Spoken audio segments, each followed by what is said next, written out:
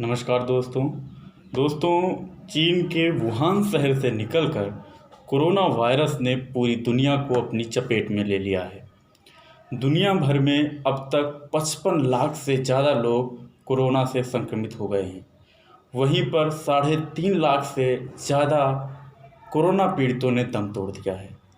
वहीं अगर हम बात करें अमेरिका की, तो अमेरिका में कोरोना संक्रमितों की संख्या 17 लाख के पार पहुंच गई है। वहीं मरने वालों की तादाद भी 1 लाख के पार पहुंच गई है। दोस्तों, अगर हम बात करें अपने देश भारत की, तो हमारे देश में हमारे प्रधानमंत्री नरेंद्र मोदी जी ने समय रहते देश में लॉकडाउन का फैसला किया, जिसका फ़ायदा ये हुआ कि और देशों की अपेक्षा, खासकर विकसित देशों की अपेक्षा जैसे इटली, अमेरिका और फ्रांस जैसे देशों की अपेक्षा हमारे यहाँ उतना ज़्यादा कोरोना ने तांडव नहीं मचाया जितना कि अन्य विकसित देशों में मचाया। हमारे यहाँ अभी स्थिति नियंत्रण में बनी हुई है, यानी हमारे यहाँ स्थिति अभी काबू में है। लेकिन दोस्तों, लॉकडाउन की वजह से सबसे ज़्यादा नुकसान किसका हुआ? हमारे देश में प्रवासी मजदूरों और गरीबों को इस कोरोना वायरस की वजह से जो लॉकडाउन हुआ उसकी वजह से उनको सबसे अधिक नुकसान हुआ। दोस्तों, प्रवासी मजदूरों की हालत तो बद से बदतर हो गई। राज्य सरकारों ने अपनी जिम्मेदारी सही ढंग से नहीं निभाई।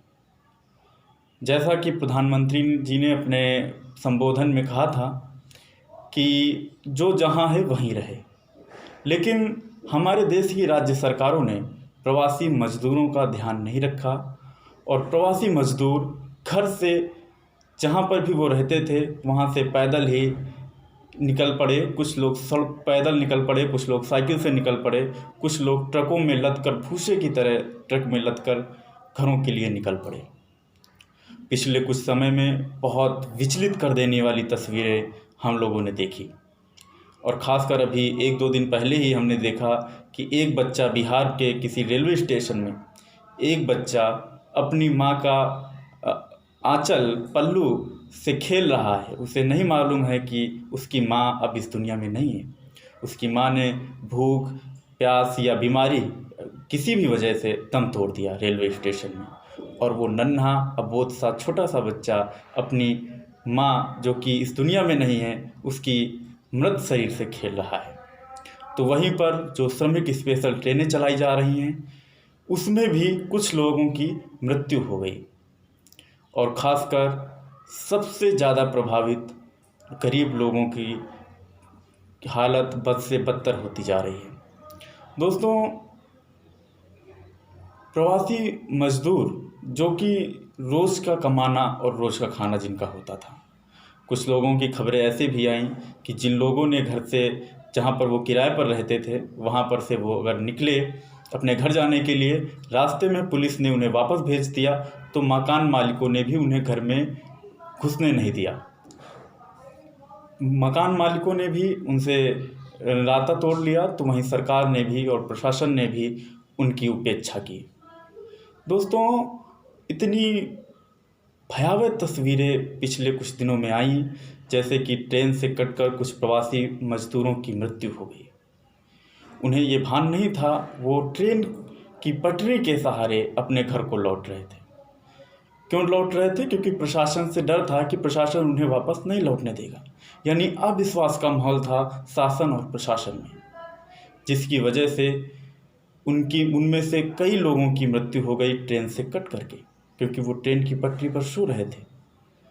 दोस्तों, कोरोना वायरस का अभी तक कोई वैक्सीन कोरोना वायरस की तैयार नहीं हुई है। अभी दुनिया के लगभग सभी देश, डॉक्टर्स और वैज्ञानिक इस शोध में जुटे हुए हैं कि इसका टीका जल्द से जल्द बनाया जाए। वहीं पर WHO ने यह भी चेतावनी दी है कि हमें कोरोना के साथ जीने का आदत डालनी चाहिए।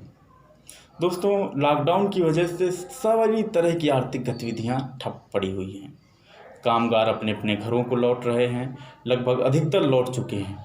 लेकिन इस संकट काल में भी राजनीति मदमस्त है।